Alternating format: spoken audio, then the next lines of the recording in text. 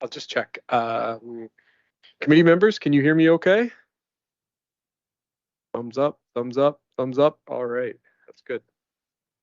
Very lonely here in the council chambers, but we'll carry on. Sorry for my absence last time. Thanks very much for everyone who filled in for me. Appreciate that. We're good to go. So it's a little past the hour of 5:01. I'll call the meeting to order.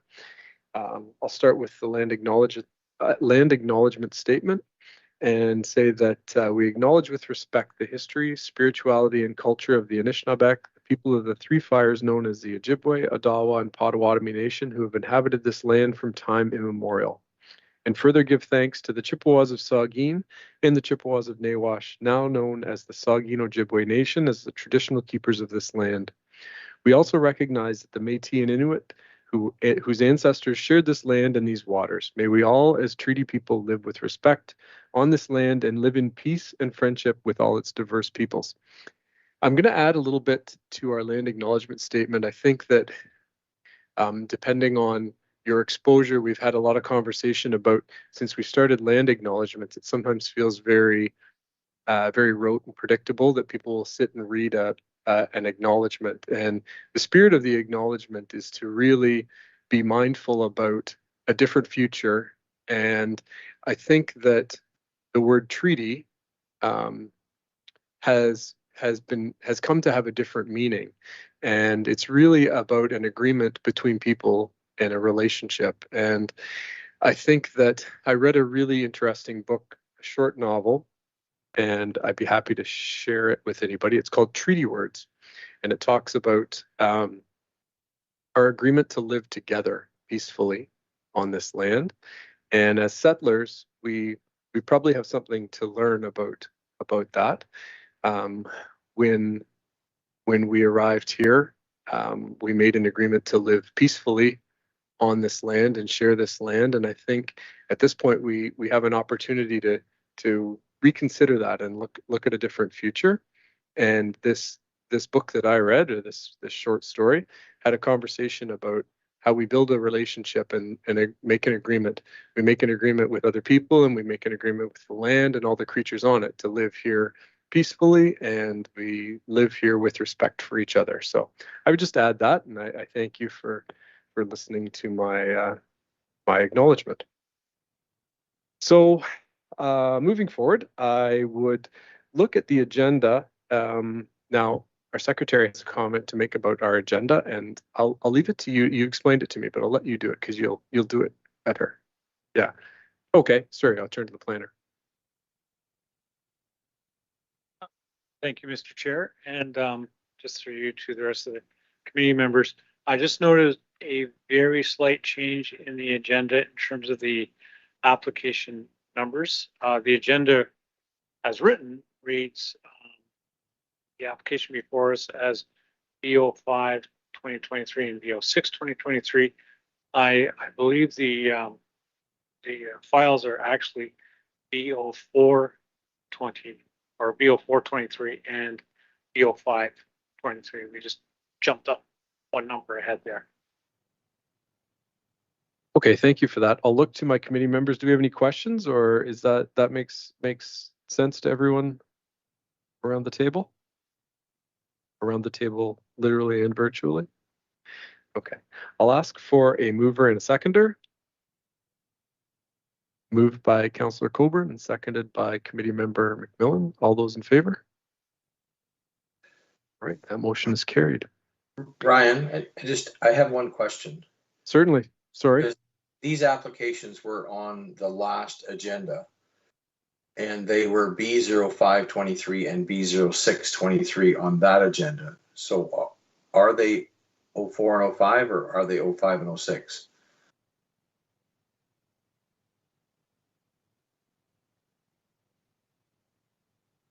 Thank you, Mr. Chair, and through you to Member Glenn. Just looking at the way we have them listed in our records, and just to confirm, so I'm not getting myself in trouble, they are indeed B0423 and B0523. Thank you very much. All right. I'm going to ask for a declaration of any pecuniary interest. Seeing none, just to let any members know that at any time during the meeting, if you perceive a conflict of interest, you can declare at that time. And I'm going to ask that the minutes of May 16th, 2023 Committee of Adjustment be approved. Looking for a mover and a seconder. Moved by Committee Member Glenn, seconded by Committee Member McMillan. All those in favor? Motion is carried. And so moving to new business. Planning Report 2023-24, the joint report for B0423 and B0523 for Rop and Hunt. Is that right? Okay. So this is a meeting of the Committee of Adjustment to consider the application for severances for Daniel Rop and Allison Hunt under Section 53 of the Planning Act regarding property located at Concession 18, lots 22 and 23 in the former municipality of Keppel. Mr. Secretary Treasurer, please go ahead with your review. Thank you, Mr. Chair. There have been no requests for deferral or withdrawal of the application. Notice of this consent in accordance with Ontario Regulation 19796 made under the Planning Act was given on April 24th, 2023 by ordinary mail to all property owners within 60 meters of the property, which is subject to the application and to all the required agencies. Notice was also posted on the subject lands and the township's website. If you wish to be notified of the decision of the Committee of Adjustment, you must make a written request to the Secretary Treasurer of the committee. Only a person or a public body that requests a notice of decision of the committee in respect to this proposed consent may submit an appeal.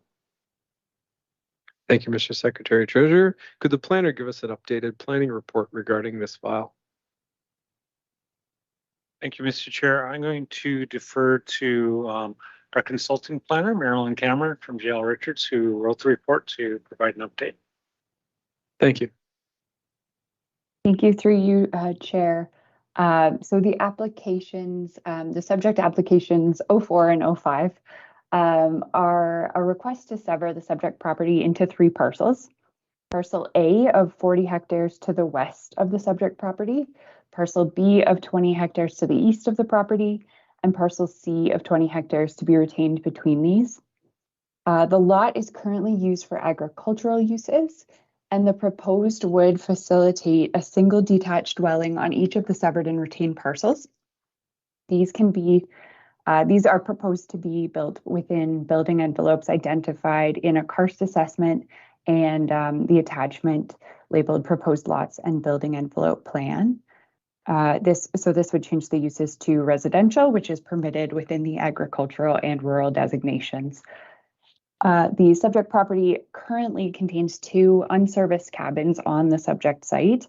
At the previous hearing on May 16th, committee deferred a previous report, as mentioned. At that time, it was until a site visit could be completed to confirm the compliance of these cabins. So the township's principal planner was able to visit the site and determined that the cabins were non-compliant. So you'll see, as a condition of consent recommended in this report, the condition recommended is that these cabins be legalized or removed prior to consent approval. And just in summary, we recommend approval of, apologies here. This was circulated as mentioned, and comments from the County of Grey stated no concerns so long as the recommendations for building within the karst assessment envelopes identified took place, and that no destruction of trees occurred outside of those building envelopes. In addition, Grey Sauble Conservation Authority stated no concerns pending permitting, and that no structures were erected or built outside of the building envelopes proposed. So the conditions outlined in this report reflect those comments to address those concerns. And the reports also recommend that the proposed applications are consistent with the PPS, conform to the county official plan, and comply with the zoning bylaw. So for that reason, we recommend approval.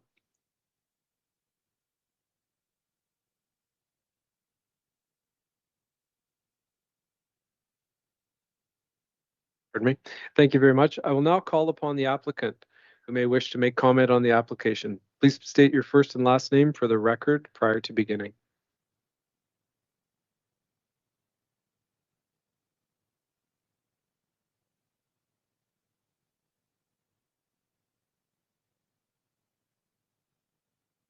Okay. Yep, come on up. Yes. Sorry, my microphone was off there. I just invited the applicant to speak if she. Thank you very much. My son and his wife are the ones that are purchased this, and I have some ownership in it as well. And so he wanted me to share something that he had written up. I was not able to be here to do it, so Sure. I'm doing this on his behalf. So Perfect. Thank you. you all so much for the time and effort you've put in so far. Sorry, before you start, just state your name. I maybe. Yes, Yeah. Denise Bannerman. Okay, thank you. So Dan and Allison have said here, our family looks forward to enjoying the peacefulness of the land and will preserve it. We look forward to getting to know our neighbors and being part of the community. Thank you very much. Thanks very much. I now call upon any members of the public who wish to make comment on this application. Please state your first and last name for the record prior to beginning. Seeing nothing. Are there any points raised by the planner, applicant, or public that the committee members wish to respond to? Seeing nothing. I will now call for a motion on the decision. Recommendation is that it has been demonstrated that the application B0423 and B0523 for Daniel Ropp and Allison Hunt for the lands described as LT 22 and 23, concession 18 Keppel, except KP 758, Georgian Bluffs is consistent with the provincial policy statement, conforms to the County of Grey's official plan, and complies with the intent of the Township of Georgian Bluffs zoning bylaw 2020-20. It is recommended that the application be approved subject to the conditions noted herein. I'm going to ask for a mover and a seconder. Moved by committee member Glenn, seconded by committee member Ladresse. Sorry. I'm going to ask if there's any further discussion before I call for a vote. So seeing none, I have a question. So the conditions, I just want to be really clear in this, and I'm hoping everyone understands it, but sometimes we read the conditions as a part of the recommendation, and we haven't done that today. Is that something that I'm making up in my head, or did we? I'll keep going. The reason I ask is just because I noticed that one of them is removal of the buildings. Is the applicant aware of that and understands that and is satisfied with that condition? What I'm trying to avoid is a place where we pass something and maybe the conditions weren't perfectly known by the applicant. That was my only question, and see the planner's got an answer for me, so that's good. Thank you, and to your question, Mr. Chair. Normally conditions could be or should be read, and if you like, I could do that. They're a little bit lengthy, but I don't mind kind of reading through them. I don't mind us not reading them. I'm sure the committee members have had access to them. I just noticed a change in the process, and really all I wanted to do was highlight that the applicant knows that one of the conditions are removal of the sleeping cabins. I'd hate for us to come back and be like, oh, whoa, I didn't see that slipped in there. So that was my only motivation. And thank you. Actually, the one condition that does speak to the sleeping cabins is to be removed or legalized. So they could be, once the lands are developed, the sleeping cabins could be anchored essentially to become accessory structures to the principal dwellings. All right, thanks very much. I just wanted to make sure it was out in the open and we had the conversation. So failing any other conversation or questions from our committee members, I will call for the vote. All those in favor? That motion is passed. I will now call for an adjournment of this meeting. Moved by Councilmember Coburn and seconded by Committee Member Ladresse. All those in favor? Motion is carried.